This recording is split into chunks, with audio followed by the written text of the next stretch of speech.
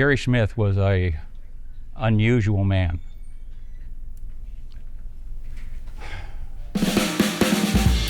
Taught by Gary Smith. We call him the dean of meat scientists in this country. Retail, wholesale, packing, feeding, cow-calf, didn't make any difference. A brilliant person. One of the nicest, most intense people. He's an icon. Unbounding energy in the classroom. One of the most rewarding experiences of my life. Some of the best years I've ever had. And it all goes back to Dr. Smith. I think probably the thing that most people, if you ask them, what did Gary Smith do? I think we just did a whole series of things that were beneficial to the industry. When I started in the industry, steers were going out of the feed yard weighing 1,050, heifers at 975, and the grade was between 48 and 52% choice year after year after year, just the way God made beef cattle, we all believe. But it not necessarily so. And Gary Smith understood that if we didn't have a quality product, we weren't going to be able to compete against pigs and chicken.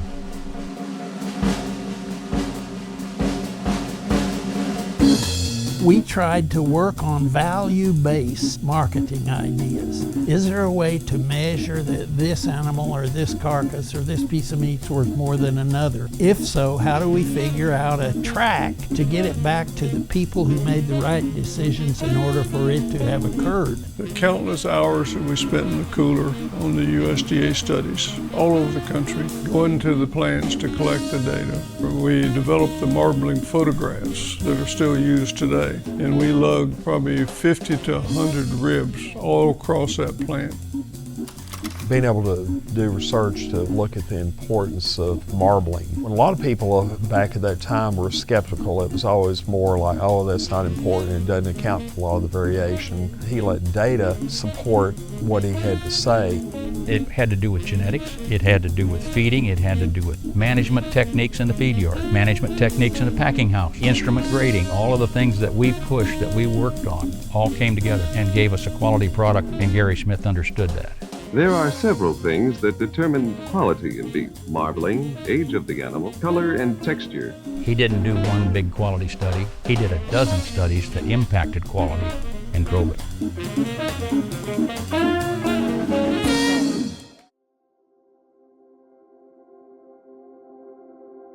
My parents did not go to college, but I had a high school ag teacher, Mr. M.S. Hammock. He introduced me to Dr. Gary Smith at one of the FFA activities. After coming down here, I took Animal Science 317, which is the meat judging class. He was such a dynamic teacher. I remember just sitting there and just in awe. I quit taking notes and would just catch myself listening to him. Dr. Smith is the type of person who had unbounding energy in the classroom. Everybody was amazed at the amount of information he could give them. Everybody said, when Gary Smith gives a speech and he's got his slides going, it'll make you sweat just to listen to him.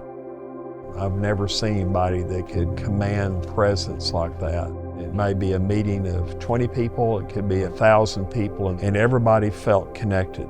He could talk to a group of scientists, he could talk to a group of producers, he could talk to college kids, he could talk to fourth graders, that he could get to each one of those people's level and present the information so that his audience understood it. He'll tell you today that his greatest experience is still in the classroom. Even though he's retired, he still gives me 10 or 15 pages of handwritten notes from my class every week.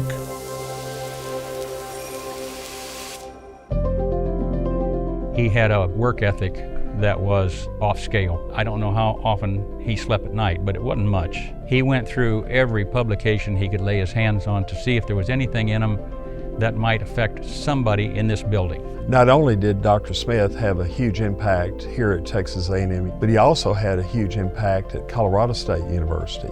He had a huge impact at Washington State University before he came here. And I've used the analogy sometimes it's like Bear Bryant. Wherever he went, they claim him. Very few people have that kind of impact.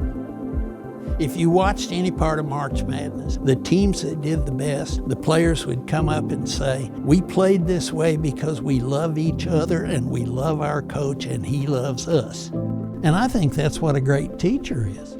If you convince them that you believe in what they are, they're always better than they would have been.